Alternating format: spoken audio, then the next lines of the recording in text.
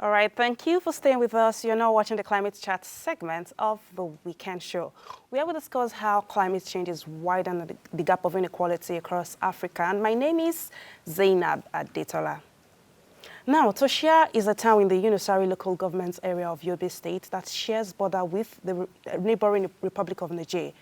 And in this town, many of the community members are farmers, but they are fast losing their farmlands to the deserts. For instance, 20 years ago, the village head, Maigari Isabukar, used to produce about 20 to 30 bags of millet, sorghum, groundnut, and beans. But it would surprise you that because of the deserts that are fast swallowing his farmland, he now struggles to produce even a single bag. This is the story of many communities across Nigeria, and today on the Climate Chat, I would like to take a quick look at how people like Bukar and communities like Toshia can respond and also discuss what needs to be done to improve their chances of survival and also to build climate resilient communities. And for today's show, I have 4 tips that every single person can apply to their private lives. For instance, according to the World Bank, investing in agriculture is more effective at raising economies among the world's poorest people. But traditional farming methods like the ones they use in Toshia are vulnerable to droughts and flood and also desert encroachments. And this is where climate-smart agriculture comes in. It offers a solution. It is a set of farming methods that is aimed at increasing the resilience and productivity of lands affected by climate change. Things that can be done include going for drought-resistant crop varieties, irrigation, water-saving irrigation techniques like drip irrigation, incorporating cover crops to improve the soil health and also contribute to a more resilient agricultural system. Another thing that really needs to be done is to plant trees. Let me tell you that according to the United Nations, Nigeria has one of the highest, level of deforestation rates across in the world. And this is where Nigeria loses an estimated 3.7% of its forest every single year. We're not just losing forests, we're not building them back.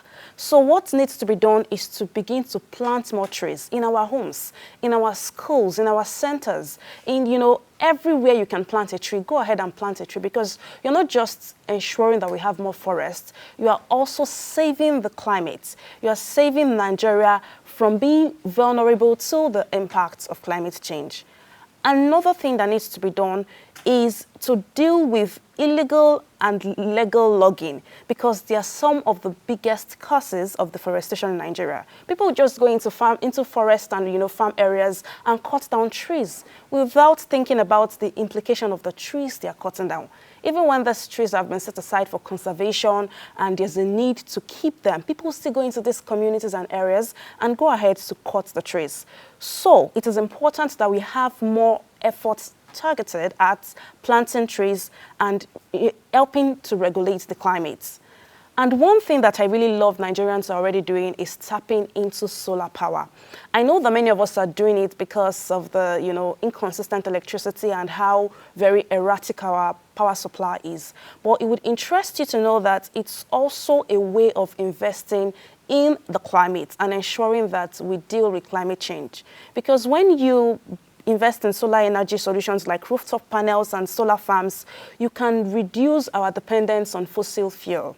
And Nigeria boasts of abundant sunshine. It's one of the most, it's in a part of the world where the sun is very, very hot. So it's an opportunity for us to just invest in solar power and take advantage of the opportunity to reduce the country's dependence on fossil fuel, then ultimately be able to deal with the impacts of climate change.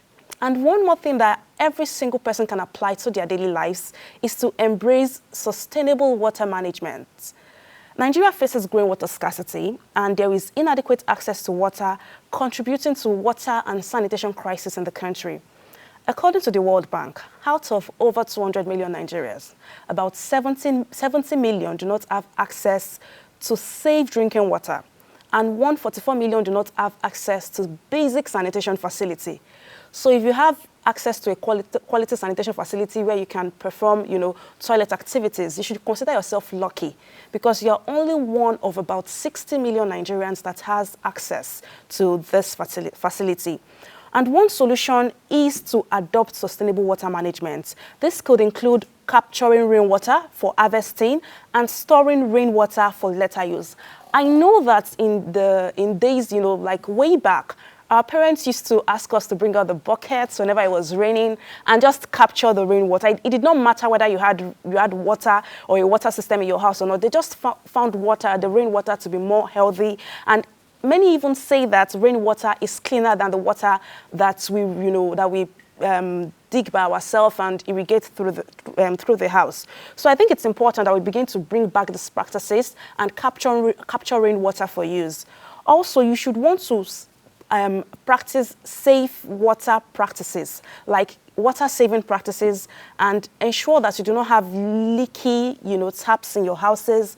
Taking short showers, don't spend 30 minutes in the bathroom, don't use an hour in the toilet. Just reduce the amount of water that you use, reduce the pressure that is on freshwater sources, and tap into rainwater as much as possible. And these are 4 ways that you can apply or go about to ensure that you are contributing to climate smart practices and helping to save the planet. As you plan for the week ahead, I hope that you put in all of those things into consideration and do one or all of those things so that you can contribute your quota to climate, to saving the world, to saving the planet from here in Nigeria. And that's how much we can take on Climate Chat this morning. My name is Zainab Adetola.